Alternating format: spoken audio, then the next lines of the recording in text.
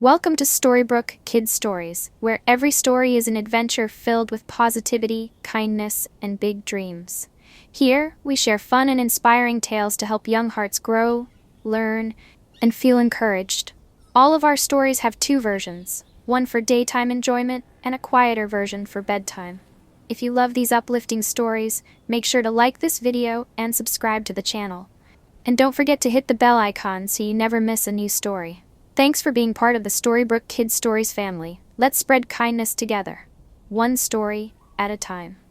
Rain pattered against the windows of Rachel's house, creating a steady drumbeat that echoed through the living room. Outside, dark clouds hung low in the sky, and occasional flashes of lightning illuminated the gloomy afternoon. Rachel, Buck, Kevin, and Val sat cross-legged on the carpet, their faces long with disappointment. They had planned to spend the Saturday exploring the creek behind Rachel's house, but Mother Nature had other ideas. "This is the worst," Kevin sighed, pressing his nose against the cold window glass. "We were supposed to be explorers today." "Who says we can't still be explorers?" Rachel's eyes sparkled as she jumped to her feet. At 9 years old, she was often the one who came up with their most creative ideas. Her curly red hair bounced as she spun around to face her friends. Val, the youngest of the group at 8, looked up from where she was sprawled on the floor. "But we're stuck inside," she pointed out, adjusting her purple-rimmed glasses. Buck, who was the same age as Rachel, sat up straighter. He knew that look in Rachel's eyes. It usually meant something exciting was about to happen. "What are you thinking, Rachel?" Rachel grinned and gestured dramatically around the room. "This isn't just a living room anymore. Don't you see it? It's actually a spaceship." The other 3 children looked around, confusion slowly giving way to understanding as their imaginations began to spark. "A spaceship?" Kevin repeated, his earlier disappointment forgotten. At 10, he was the oldest of the group, and had recently become fascinated with astronomy after getting a telescope for his birthday. "Not just any spaceship," Rachel continued, her voice growing more excited.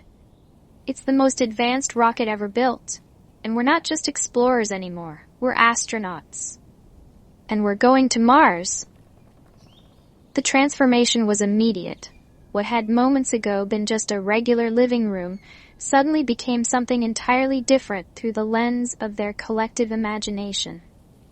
The large sectional sofa became the ship's main control center, its cushions now covered in blinking lights and important buttons. The coffee table transformed into the navigation station, and the large TV screen on the wall became their main viewport into space. "I call being the pilot," Buck exclaimed, scrambling onto the sofa and grabbing a TV remote that had now become the ship's steering controls. "I'll be the science officer," Kevin declared, pulling out his notebook and pencil. "We'll need to take lots of notes about what we discover." Val jumped up and down with excitement. "Can I be the engineer? My dad's a mechanic, and he's teaching me all about fixing things." "Perfect," Rachel beamed. "And I'll be the mission commander. Every successful space mission needs a good leader to keep everyone working together."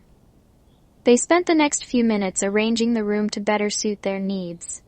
Throw pillows became control panels, and a blanket draped over 2 chairs created the perfect spot for their supply storage. Rachel's mom, hearing the commotion, poked her head in to check on them. "Everything okay in here?" she asked, trying not to smile at the serious expressions on their faces. "We're about to launch a very important mission to Mars, Mom," Rachel explained. "Could we have some snacks for the journey?" "Well, we can't have our astronauts going hungry in space, can we?" Rachel's mom laughed. "I'll prepare some special space rations for you." As Rachel's mom disappeared into the kitchen, the children continued their preparations. Kevin, taking his role as science officer seriously, began sharing some facts he'd learned about space travel. "Did you know it takes about 7 months to get to Mars?" he said, flipping through his notebook where he'd written down various space facts. "And Mars is really cold. usually about minus 63 degrees Celsius. Minus 63? Val's eyes widened. That's way colder than winter here.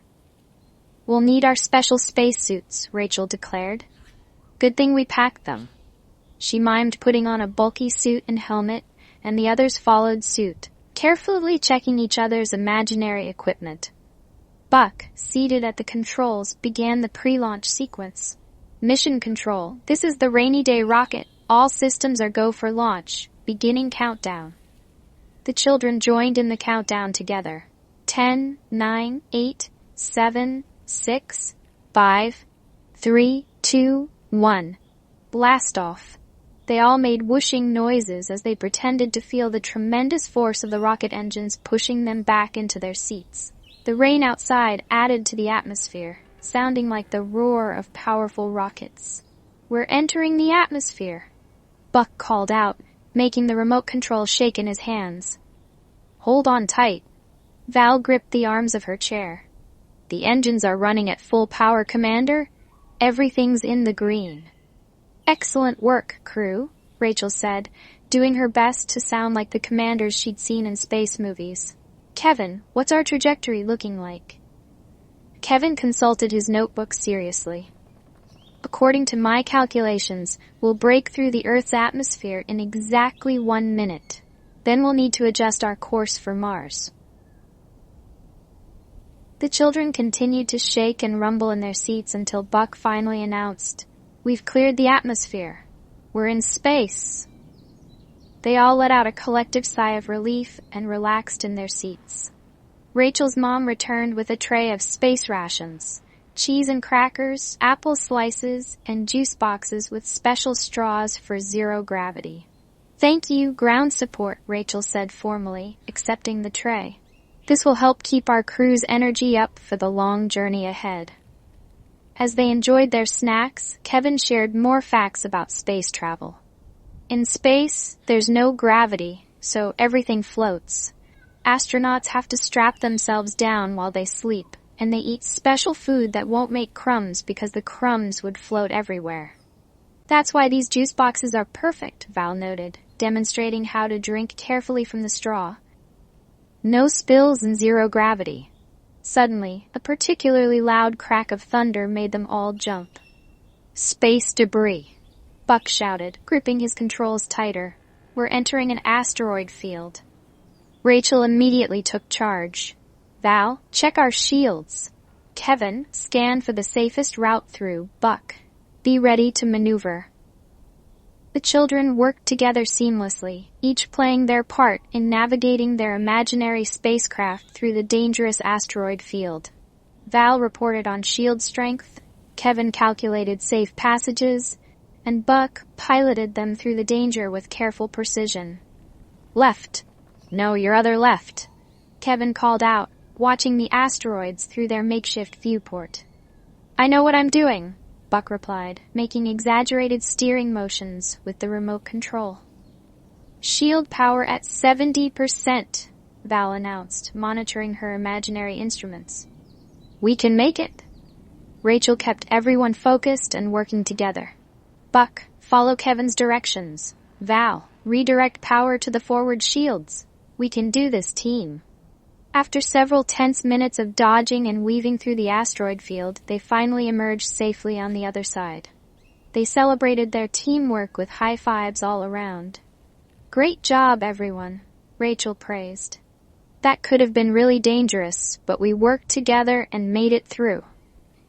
As their journey continued, Kevin taught them more about Mars. He explained how it was called the Red Planet because of all the iron in its soil, just like rust. He told them about Olympus Mons, the largest volcano in the solar system, and about the Martian polar ice caps made of frozen carbon dioxide, what we call dry ice on Earth. "Mars has 2 moons, he added excitedly. "They're called Phobos and Deimos. They're way smaller than our moon, though." "Look," Val pointed at their TV screen/viewport. "I can see them." The others gathered around, pretending to see the tiny Martian moons through the window of their spacecraft. They spent some time drawing pictures of what they imagined the moons looked like up close, with Kevin providing facts about their size and composition. The afternoon continued with more adventures. They encountered a solar flare that required them to take shelter in their radiation bunker under the blanket fort, dealt with a minor mechanical issue that Val expertly repaired using her engineering skills, and had to navigate through a communication blackout where they could temporarily not contact Earth, coinciding with when Rachel's mom called them for a bathroom break. As they approached Mars, the excitement in the room grew palpable. The children had spent hours learning about the red planet through their play, and now they were about to land on it. "Beginning descent procedures," Buck announced, his face serious with concentration. "Everyone strap in."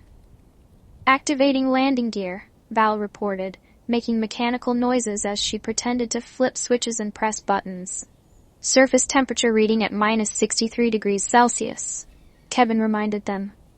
"Oxygen levels non-existent. We'll need our suits." Rachel made sure everyone had their imaginary suits properly sealed before giving the order to land. The children held their breath as Buck carefully piloted their craft down to the Martian surface, making appropriate whooshing and rumbling sounds. With a gentle bump, courtesy of everyone jumping slightly in their seats, they landed on Mars. "We did it!" Val cheered, throwing her hands up in celebration. "First things first," Rachel said, maintaining her commander persona. "We need to run system checks and make sure it's safe to exit the vehicle." They spent the next few minutes going through their imaginary checklist, with Kevin reading out atmospheric conditions, Val checking their equipment, and Buck monitoring their surroundings through the cameras. Finally, it was time for their first spacewalk on Mars.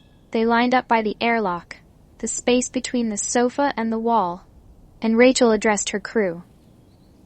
"Remember, Mars has less gravity than Earth, so we need to take careful steps. Our suits will protect us from the cold and give us oxygen to breathe. Stay within visual range of each other at all times, and if you see anything interesting, call it out to the group. Ready?" The others nodded eagerly. "Then let's make history," Rachel declared. "Opening airlock now." One by one, they stepped onto the Martian surface, the carpet, which they now imagined was covered in red dust. They moved in slow, exaggerated bounds to simulate the lower gravity, collecting samples, small toys and objects from around the room, and taking photos with their imaginary cameras. Kevin kept up a running commentary about what they were seeing, mixing fact with imagination. "Look at those red rocks. They're full of iron oxide. And over there, that could be evidence of ancient water flows." Val discovered an interesting rock formation, a particularly lumpy cushion, and called the others over to investigate. They carefully documented their find, with Kevin taking notes and making sketches in his notebook. Buck spotted something in the distance, the other side of the room, that looked like it might be ice. "Commander, permission to investigate?"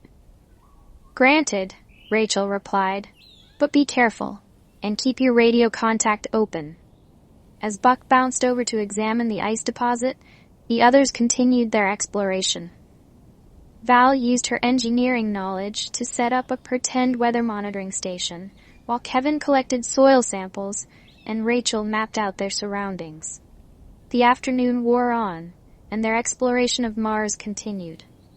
They discovered ancient river valleys under the coffee table, set up a base camp, rearranging the sofa cushions, and even found what Kevin insisted might be fossilized bacteria, a peculiar pattern in the carpet. As the real sun began to set outside, casting long shadows through the rain-streaked windows, Rachel's mom appeared again. "Mission Control calling the Mars expedition," she announced. "It's almost dinner time. You'll need to begin your return journey soon." The children looked at each other, amazed that so much time had passed. They had been so engrossed in their adventure that they hadn't even noticed the rain letting up outside.